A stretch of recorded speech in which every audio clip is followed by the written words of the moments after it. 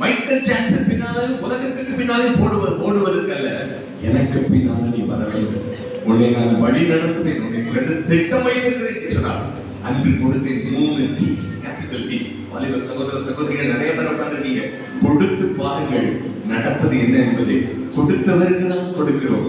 கொடுத்தவருக்கு கொடுப்பது கொடுத்து வைத்த பாக்கியம் இல்ல. நான் திருநெல்வேலிக்காரங்க தமிழ் தெளிவா பேசுவேன், சரிதானா? கொடுத்தவருக்கு கொடுப்பது கொடுத்து வைத்த பாக்கியம். என்ன கொடுத்தது தெரியுமா? Time, talent, treasure. நேரம், தாளந்து, பணம். ஆண்டவரே இன்று துவக்கம் உமக்கு சொந்தம் சொன்னேன். ஓடுகிறோம், ஓடிக்கொண்டே இருக்கிறோம்.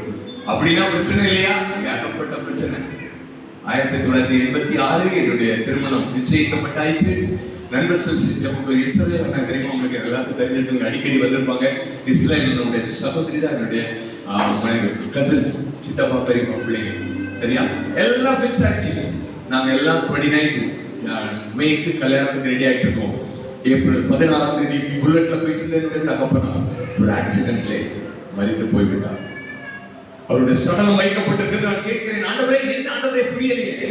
அதான் சொன்னார், மகனே இது என்னுடைய சித்தமா, நீ வருவாய். ஆண்டவர்கிட்ட ஒப்பு கொடுத்தேன். ரோமர் 8:22 ஆண்டவர் என்னோடு கூட பேசுறார். அன்றையும் அவருடைய தீர்மானத்தில் முடி அழைக்கப்பட்டவர்களாய் அவளுக்கு அன்பு கொள்வதற்கு சகலமும் நன்மைக்கு எதுவாக நடக்கிறது என்று அறிந்திருக்கிறோம். Everything works for good to those who love him. ஆண்டவரே வருகிறேன் என்று வந்தேன்.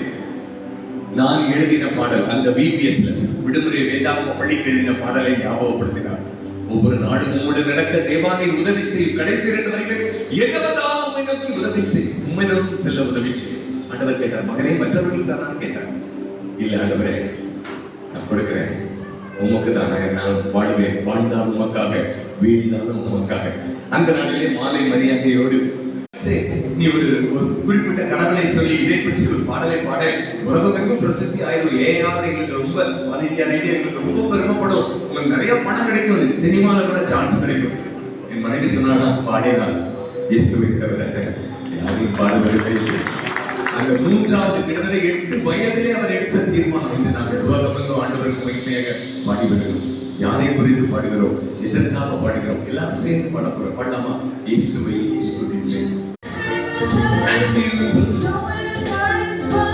you will find out what Jesus makes it right.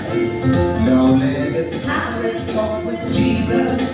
Tell him all about your troubles. Hear our faith just cry.